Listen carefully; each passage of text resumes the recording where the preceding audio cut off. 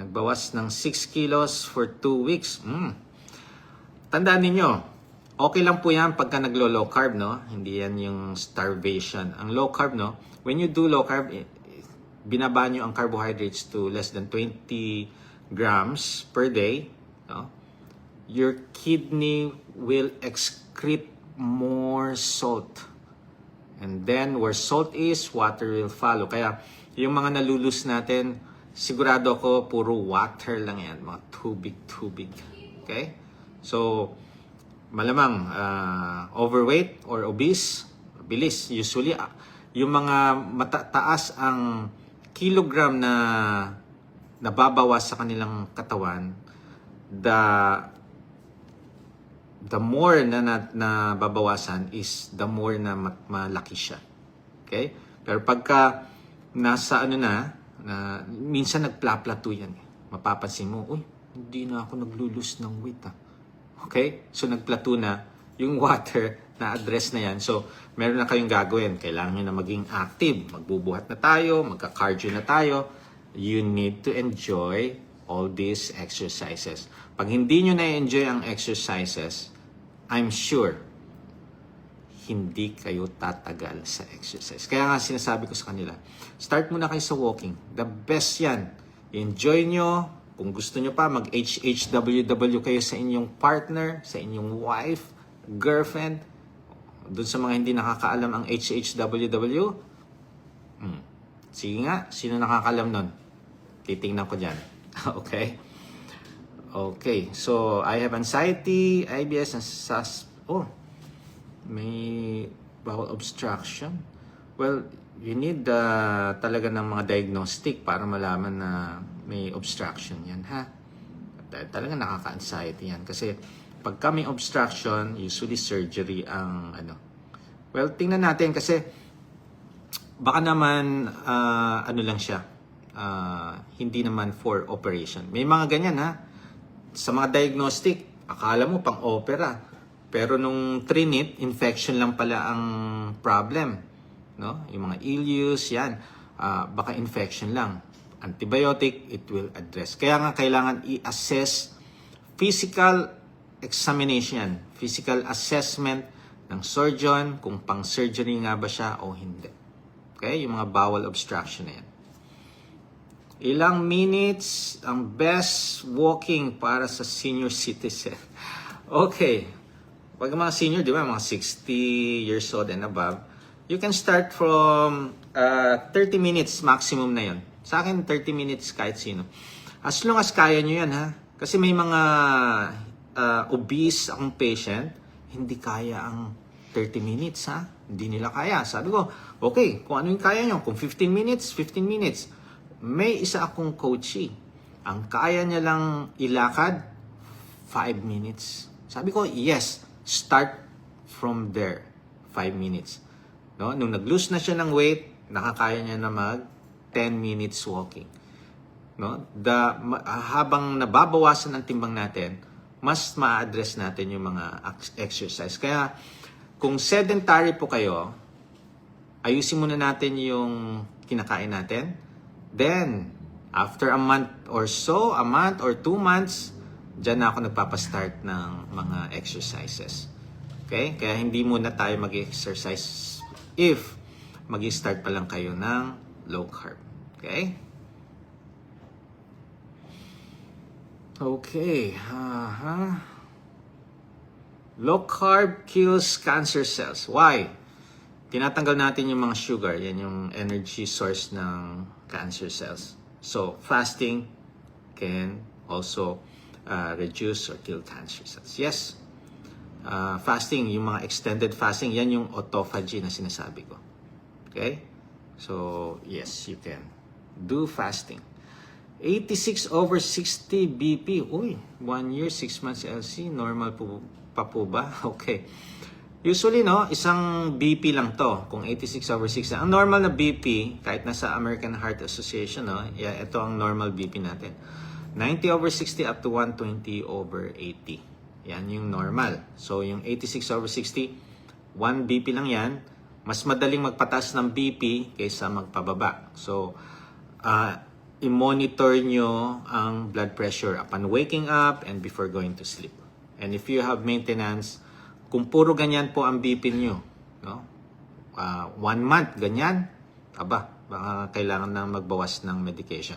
Go back to your trusted physician and ask them kung anong pwedeng gawin sa mga maintenance. Okay? Kung ako yan, babawas ako. Okay. Ayan. Oy, congratulations! Hi, Doc! Simulang nagpa-consult yung papa ko sa inyo at sinunod niya yung diet nyo, gumaling na yung GERD niya. Sa lahat ng mga hindi alam ang GERD, yan, gastroesophageal reflux disease. Okay? So, nagre-reflux, bumabalik. So, paano natin ma-address yan? Tanggalin ang mga high carbs na yan. Lahat ng mga processed food, ultra-processed food, high carbs, tanggalin ninyo. Focus kayo sa real foods. Unti-unti, mapapansin niyo, uy, nawawala yung GERD ko Hindi ko na nararamdaman. May nagtanong pa nga, Dok, pwede ba magkape? Yes. Alam nyo, nung obese ako noon, palagi ako nakakaramdam ng GERD. Okay? Imagine mo, nakakapandisal ako, 20 pieces noon. Tapos, 3-in-1 pa yung kape ko. Okay? So, may creamer, may sugar, high carbs, sugar, palagi akong GERD. And besides, being obese, pag yung abdominal pressure mataas, ang mga obese or overweight, mataas po ang abdominal pressure niyan, tinutulak niya. Lalo na pagka humiga ka na, ako po. So, nakaka-experience niya ng GERD. So, when you do the low carb, intermittent fasting, active lifestyle, yan ang ginawa ninyo, na address po ang GERD. Okay? So, congratulations sa papa mo. Tuloy lang po tayo. Okay.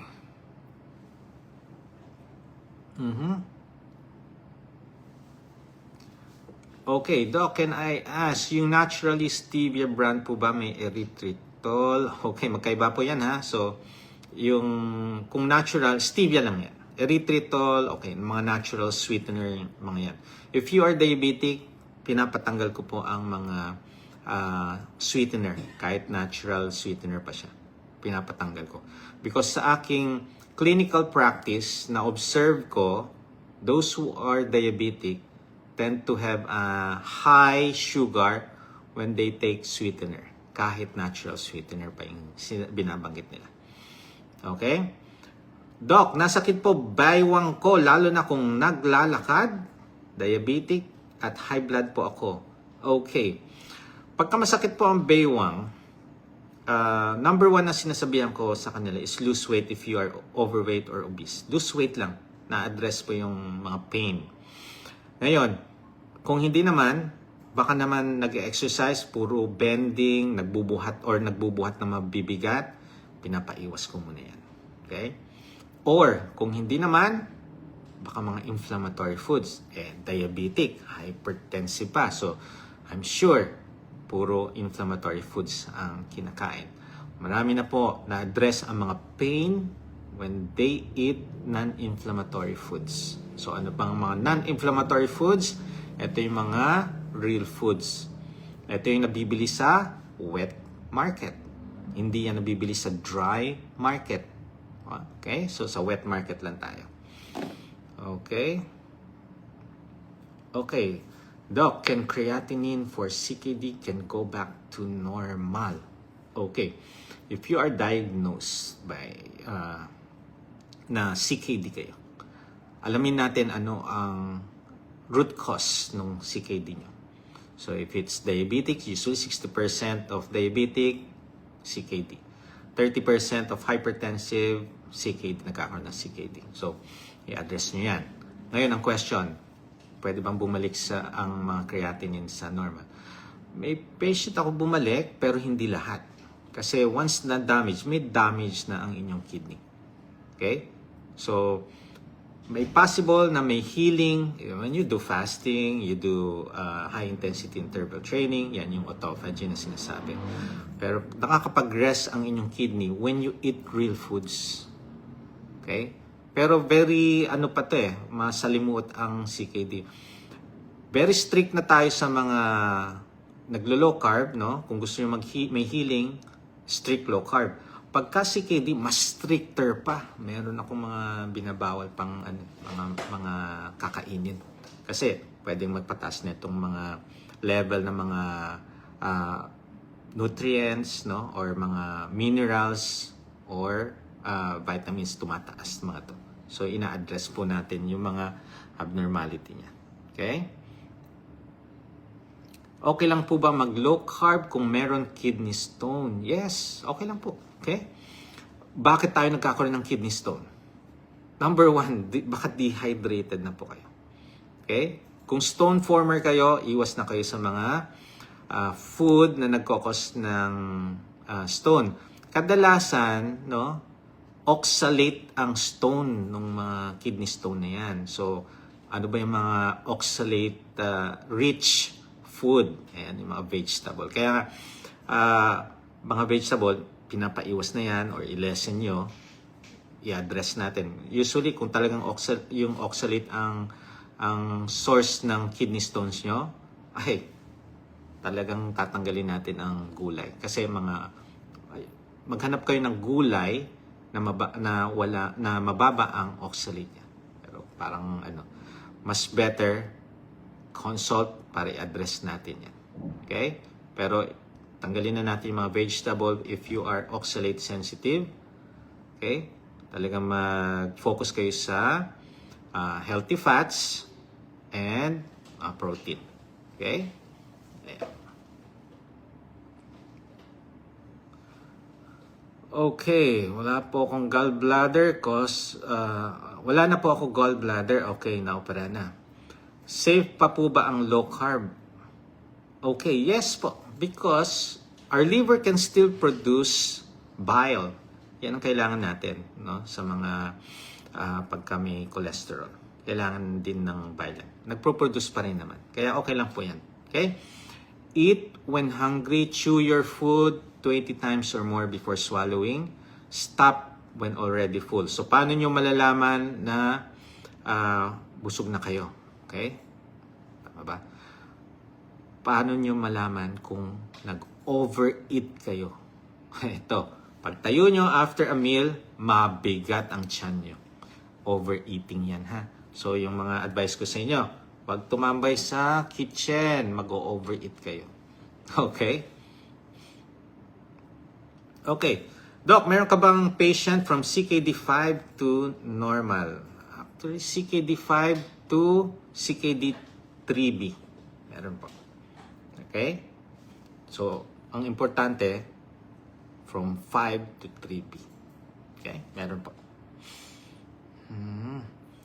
Doc, I want to give testimony how low carb really heals. Last May 22, I had a face-to-face consultation with you due to hypertension, elevated blood sugar, fatty liver.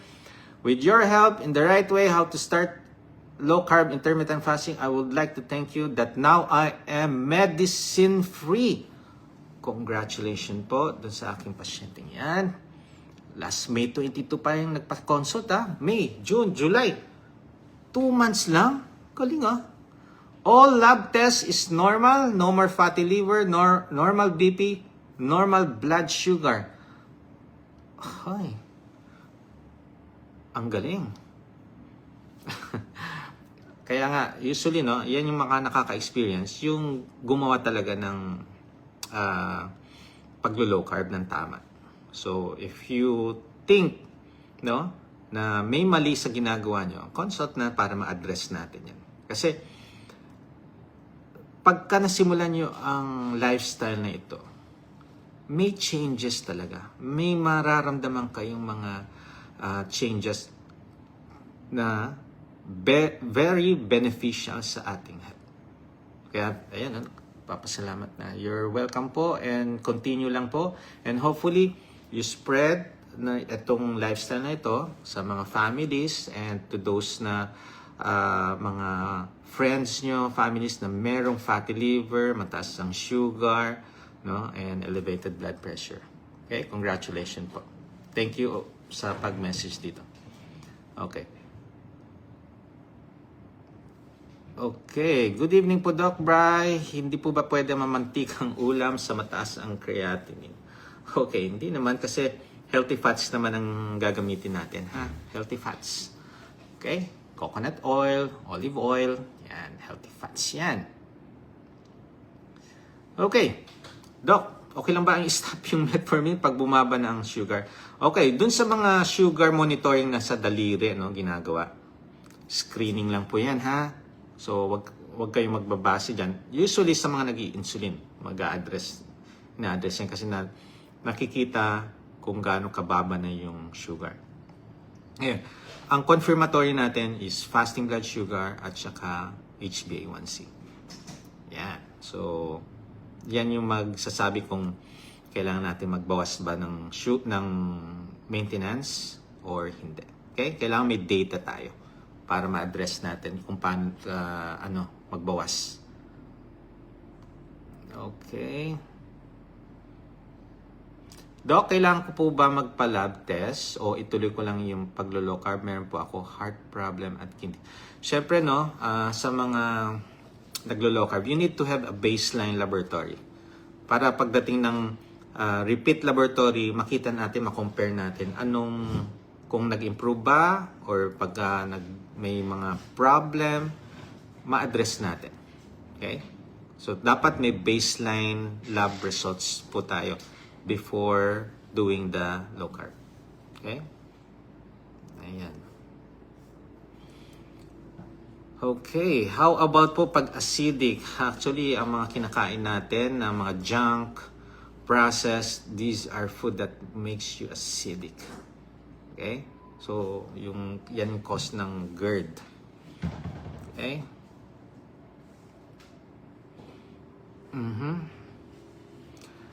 CREA 253, EGFR 24. That's CKD stage 4. What to do po? Consult. Kailangan natin ng one-on-one consultation po. Okay. Anong diet pag diabetic at mataas na ang creatinine? Okay. So, ang cause ng mataas na creatinine is your uncontrolled sugar. So, how to address your uncontrolled sugar? Di syempre, iwasan na yung mga high carbs, iwasan na mga sugary food, sugar drink, processed food. You need to go back sa home cooked meal, lutong bahay. Okay? Yan. Then, consult. Siyempre, kailangan consult pa rin. Okay. Okay.